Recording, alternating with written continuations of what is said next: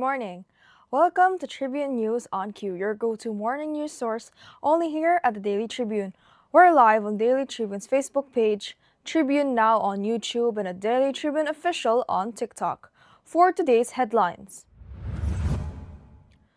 The PNP is now focused on reconstructing the final hours of former DPWH Undersecretary Maria Catalina Cabral after confirming that the remains found in Tuba Benguet were hers. NBI conducts search of Baguio City hotel room where Cabral stayed before her death. Antipolo Representative Romeo Aco passed away late Saturday due to a heart attack. The camp of former President Rodrigo Duterte has asked the ICC to let the same panel of medical experts reassess whether he still possesses a risk of obstructing proceedings amid claims of his deteriorating health.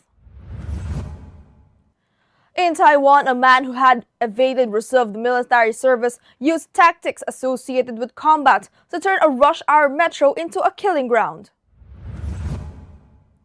The American Chamber of Commerce of the Philippines lauded the House of Representatives for its bold passage of the landmark Blue Economy Act.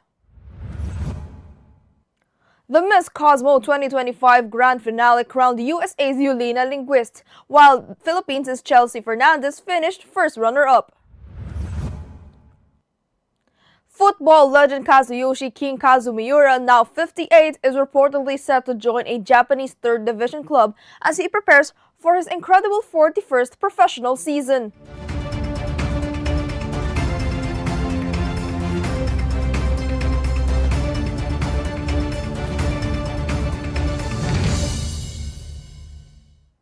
Today is the 22nd of December, and I'm Eliana Lacap, bringing you today's top stories.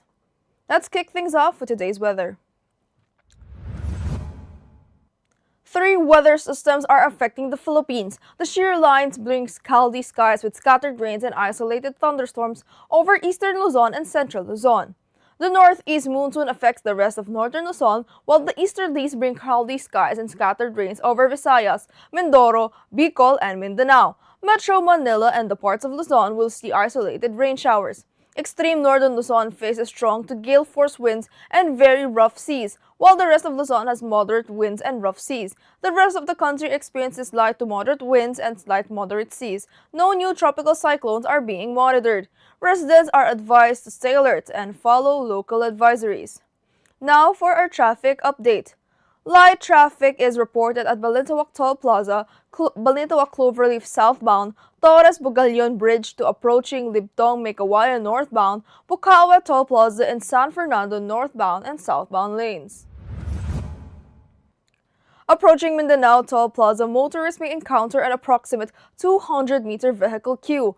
All other areas of NLEX, SATEX, and NLEX connector, including toll plazas and interchanges, are experiencing light traffic conditions. Motorists are advised to stay alert and follow traffic advisories for a safe and smooth trip. Now let's move on to this morning's headlines. The PNP has confirmed that remains found in Tuba Benguet belong to former DPWH Undersecretary Maria Catalina Cabral and is now focused on reconstructing her final hours.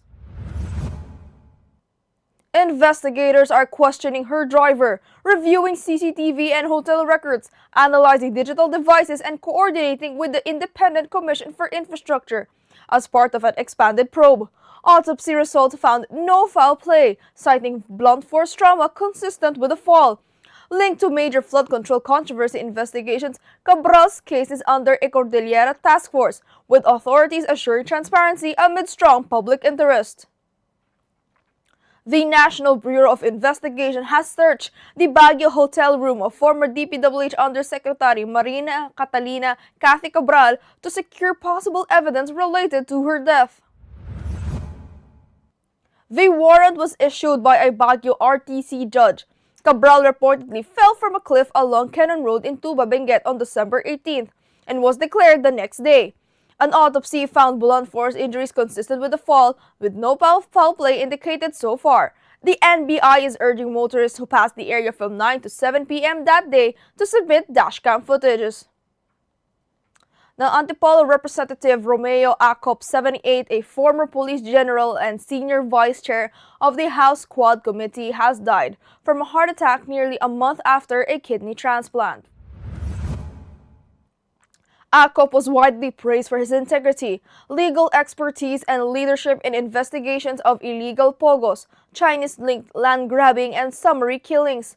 Colleagues including Speaker Boji D, former Speaker Martin Romualdez, and Senate Pro Tempore Panfilo Lacson honored his mentorship and dedication. He served as PNP CIDG chief from 1994 to 1995 and as a lawmaker from 2010 to 2019, returning to Congress in 2022 until his passing. Now, former President Rodrigo Duterte lawyers have asked the ICC to have the same medical experts who previously cleared him to stand trial reassess whether his frail health still possesses a risk of obstructing proceedings. Citing Duterte's age, frailty, and unexpected weight loss, the request aims to determine if he could flee, intimidate witnesses, or commit crimes under Article 58 1B of the Rome Statute. Duterte has been detained in The Hague since March of 2025 over crimes against humanity charges linked to his anti-drug campaign. A ruling on his fitness could come as early as January of 2026. Now, a 27-year-old man, Chang, who previously served in the military and evaded reserve duty, launched a planned attack at Taipei's main metro station Friday evening using smoke bombs and stabbing passengers. The spree left 3 dead and at least 11 injured. Chang later died by apparent suicide after jumping from a building. Authorities say he acted alone. President Lai Chang-te vowed a full investigation, tighter emergency protocols, and enhanced rapid response training. A nearby Christmas market remains closed for 3 days in honor of the victims. The American Chamber of Commerce of the Philippines hailed the House of Representatives for passing the Blue Economy Act, calling it a landmark step for sustainable management of the nation's marine and coastal resources. The law promotes inclusive growth, climate resilience, investment, and innovation in ocean-based industries while safeguarding ecosystems and coastal communities. AmCham emphasized coordinate governance, science-based policymaking, and public-private collaboration. The Chamber also noted the Act's potential to boost competitiveness, generate high-value jobs, and establish the Philippines as a regional leader in responsible and resilient maritime development. The Miss Cosmo 2025 Grand Finale in Vietnam celebrated advocacy, leadership, and purpose-driven beauty. Yelena Lindquist of the United States was crowned the pageant's second-ever title holder, while the Philippines' Beth Chelsea Fernandez finished as first runner-up, earning Best in Evening Gown and the People's Choice Award. Fernandez impressed with her Paradise of the Mangroves Reforestation Project, aiming to plant 5,000 propagules in Sultan Kudarat to address environmental and economic challenges. With over 70 contestants, the event highlighted social relevance and reinforced the Philippines' strong showing on the international stage.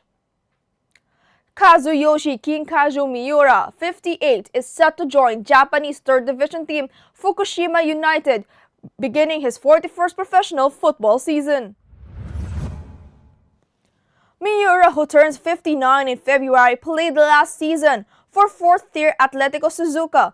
He debuted professionally in 1986 with Brazil Santos and he has also played in Italy, Croatia, Australia, and Portugal. A former Japan international, he scored 55 goals in 89 appearances but missed the 1998 World Cup. Miura helped popularize football in Japan with the launch of the J-League in 1993. The signing is expected to be officially announced on the 11th of January. Now a quick look at today's horoscope. Today calls for your trust in your heart and your purpose, Aquarius. Listening to your inner guidance has brought you to a point of growth and influence. In your personal and professional life, your energy attracts your tribe and the resources needed to advance on your purpose-filled path. Even if others don't yet notice your efforts and focus are being amplified, activating your unique cosmic gifts.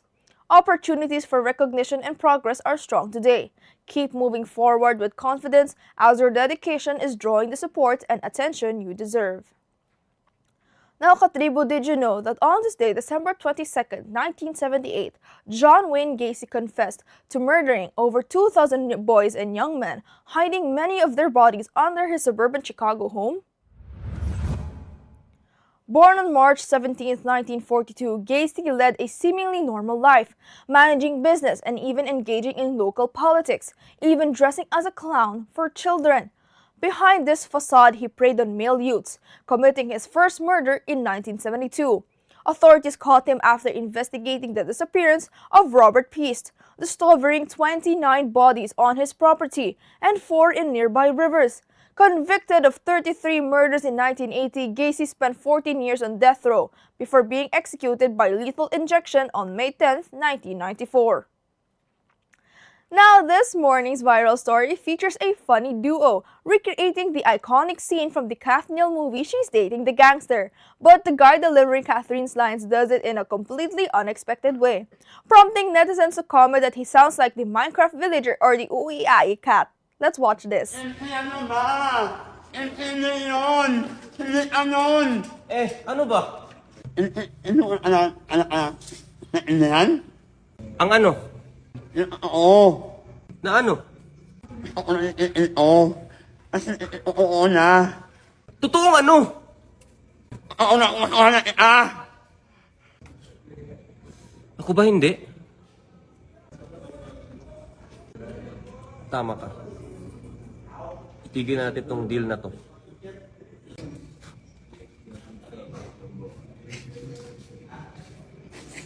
Maging tayo na. Wala nang laro. Wala nang kunyarian. Yung totoo na. And that's all for now, mga katibo. Join us again at 1 o'clock p.m. for more updates. This has been Eliana Lacap for Tribune News on Q.